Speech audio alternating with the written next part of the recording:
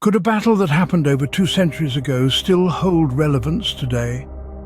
Let's travel back in time to August 15th, 1812, to the vicinity of what is now known as Chicago, Illinois.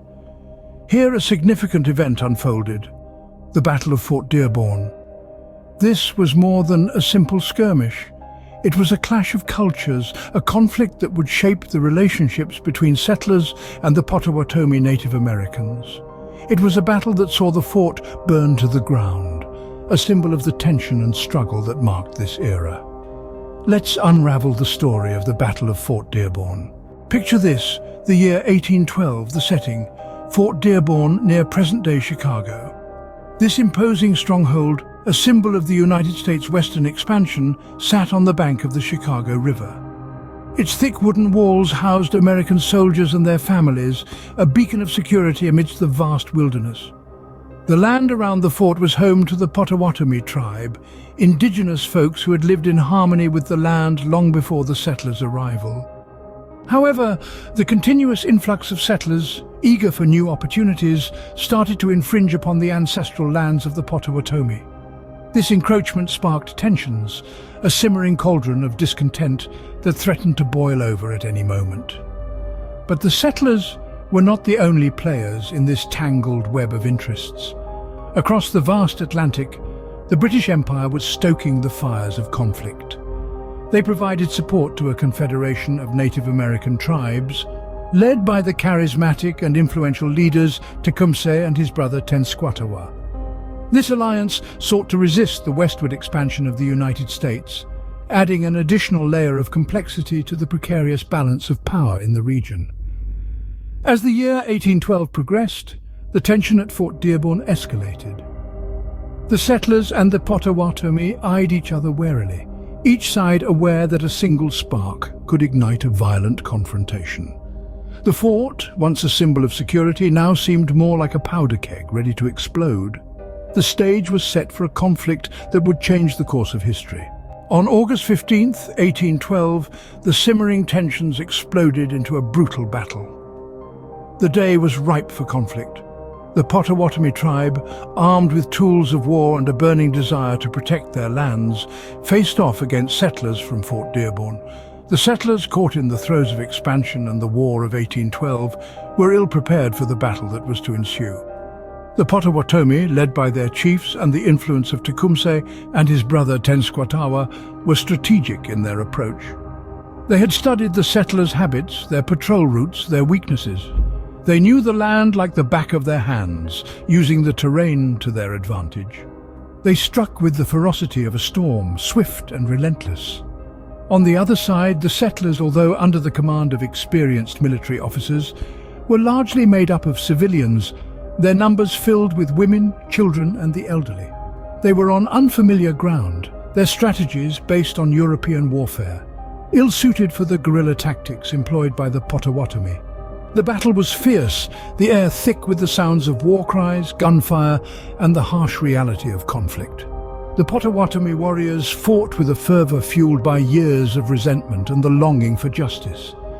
The settlers, on the other hand, fought with the desperate hope of survival, attempting to hold their ground against the onslaught.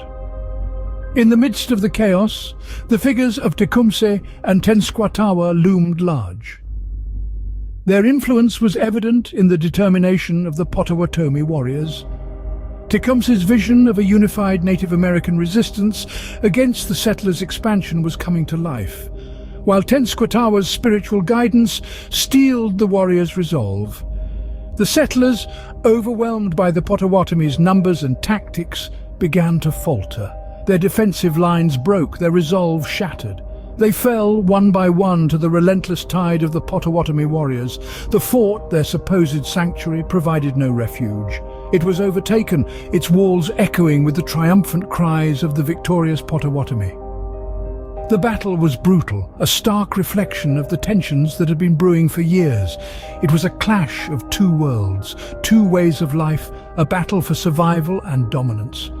It was a day that would be remembered, a day that would shape the course of history in the region.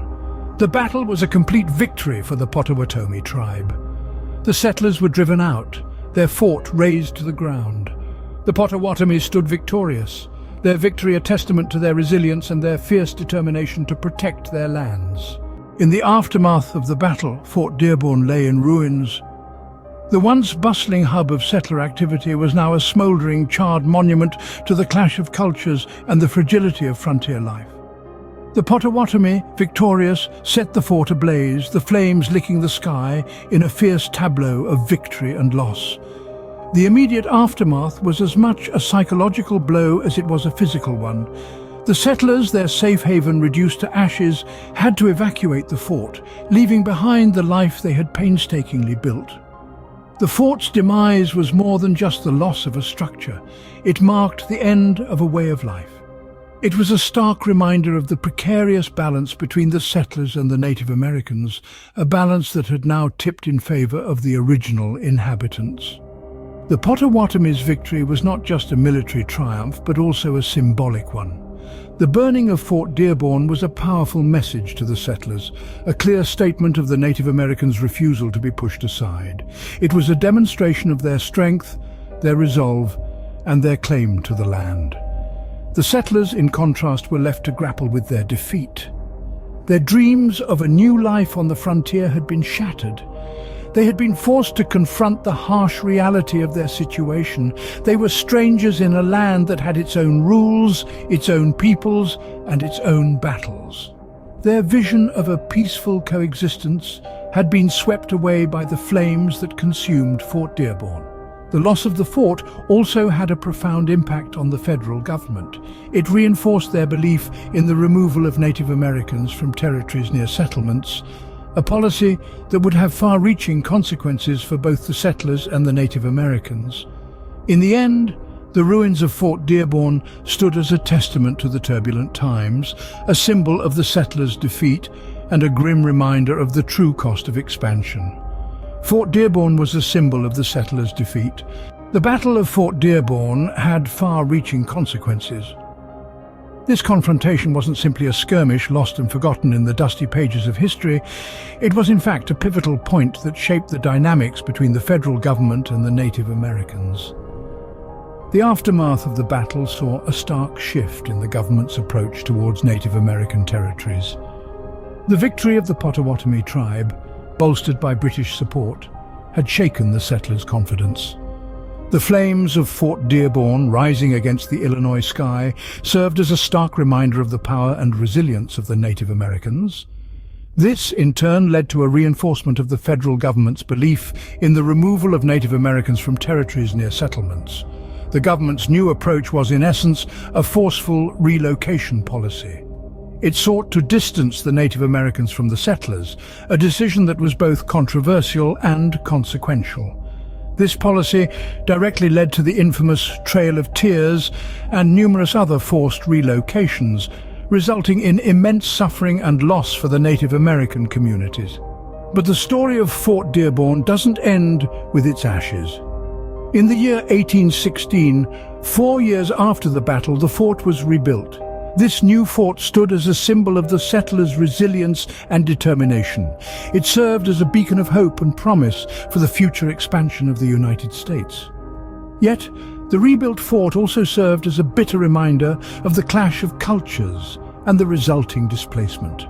The Battle of Fort Dearborn and the subsequent policy decisions paved the way for the westward expansion of the United States, but at a significant cost.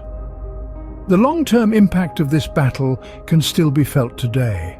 It has left an indelible imprint on the social, political, and cultural fabric of the United States. It's a reminder of the complex and often painful history that has shaped the nation.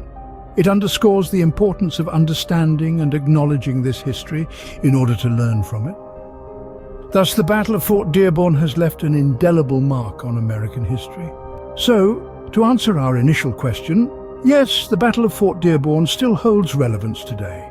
This historic skirmish, fought on the 15th of August, 1812, near what is now Chicago, Illinois, is more than just a tale of conflict.